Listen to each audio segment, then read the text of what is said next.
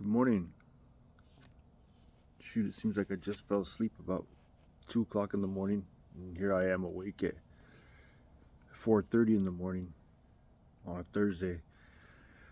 Um, but it's okay. I feel all right now. I feel grateful. I actually woke up and uh, a song that I grew up with, "Keep Your Head to the Sky" by Earth, Wind and Fire, came to mind, and I just think it's important to document this time for myself and maybe for somebody else, that it could help. Uh, you know, this time I'm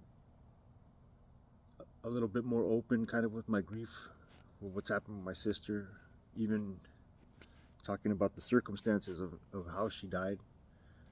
Even though I don't really know everything, and I don't know if I want to know everything, but um, life is precious. Life is precious.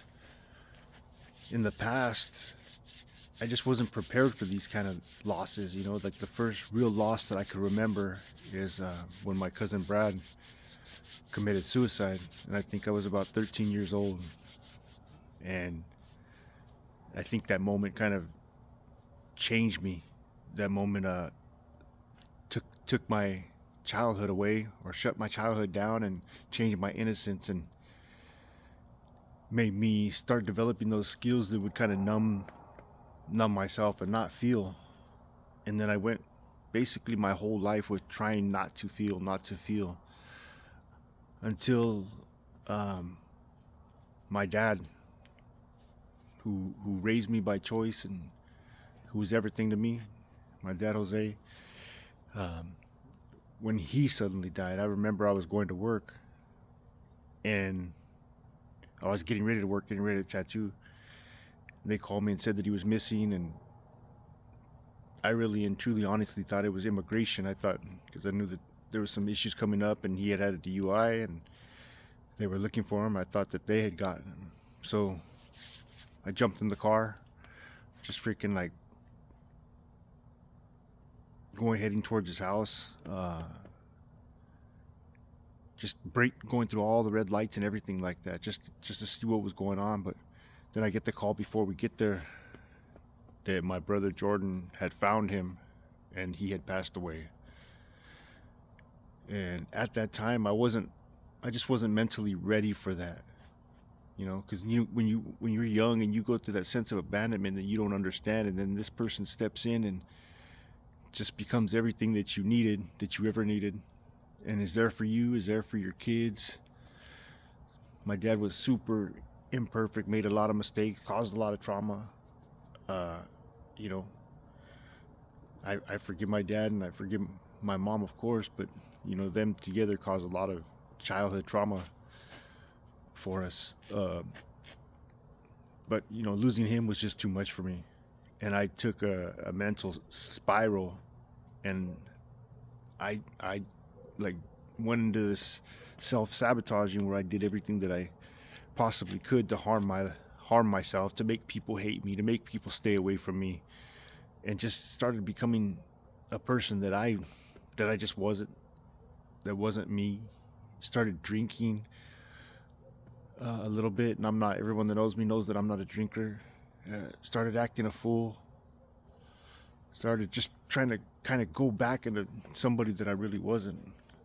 And I think it was not even a cry for help. It was hoping that there would be a situation where I could leave this world, where either somebody would test me and take my life, or, you know, just anything. I just didn't want to be here anymore. And it was hard. You can't do that when you've got a family, a wife and kids, and everybody else is looking up to you. But I just didn't care for that moment. I couldn't be in the middle of other people's feelings. I couldn't even rationalize my own. And that's the thought. It's like, that's the thing that's making me think now. It's like, I was thinking, I mean, I didn't want to kill anybody, but I wouldn't mind if somebody killed me. But now it's like the news that, it's like, that my sister lost her life. at the hands of somebody else, it's just like, man, life is too precious, you know?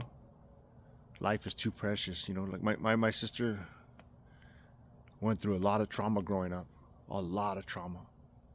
And she did what she had to do to medicate and then to try to help herself, and she raised kids, but she came to a point where she broke, she snapped, and she was just never the same, you know?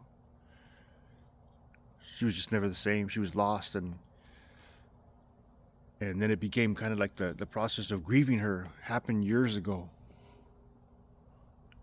It happened years ago because it was just a matter of how I was gonna lose her. And I went through that with my dad. I went through that with a lot of other people. There's some people, you know, like my brother Johnny, my brother Jordan, for sure. Like once he found my dad, he was never the same, and he went down his road of addiction, but he's been clean for years now. But I was already convinced that I would lose him that way. So it's like you begin mourning people before they're even dead, because you know that it's like you're bracing yourself for the fall because the impact is going to be terrible. And that's a hard thing. But when the finality of it all happens, it's much harder, you know. When my brother Andy died, he was in prison, you know, for basically 25 years straight. And he had a chance to come home, but just one thing after another. And then to get the news that he passed, I was just like stunned. I was angry. Like he didn't deserve that. I was angry at our biological father, because it's like, in a way, we didn't really have much of a chance. I had a much better chance because God gave me a dad and a good mother and a church family and good homies on the street that really love me. I feel like I have more of a chance, but I look at Andy and it's like, dang, he didn't really have much of a chance. But yet Johnny came out of that and he survived. And then I look at Vettel and it's like, damn, man, everything that she went through, she didn't have much of a chance. So it's like that's that feeling of anger that sets in, and you start to question everything. But at the end of the day, you know, God is perfect. At this time in my life, like, I'm freaking stunned, man. I am shook. I don't know how to like process this information. I don't know how to deal with it. And everybody knows me. Like, when something like this happens, I check out. Just leave me alone. And my family was even tiptoeing around me the day that I found out. You know, I walked out to get a cup of coffee in the middle, kind of late at night, and I see my daughter Marie walk out and hug me, and she just sounded like a little girl. I hugged her, and she said, I asked her right away, like, "Are you okay?" And she just skipped past it and said, "I'm not. We're here to see if you're okay." And then Mariana and you know and Brianna came out, and we sat and talked. And for a moment, it wasn't extremely sad. We were able to laugh about certain things, and you know, it's just, my whole point in this is, at this point in my life, no matter how broken I am, no how confused, how angry, I'm going through all kinds of range of emotions. This time in my life, it's different because I'm not going to crash out. I didn't run from my family. I fell into my family, you know, like, I didn't run away and just go for a long drive and get lost. And I came home and sat in bed and just kind of took it in, you know, and embraced my family. And it's like all these messages before that I would have ignored because they were too much to deal with.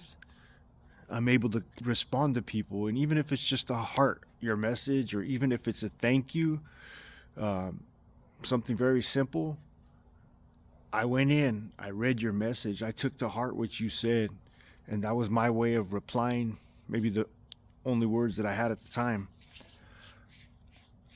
But I just want to say that I thank God for equipping me.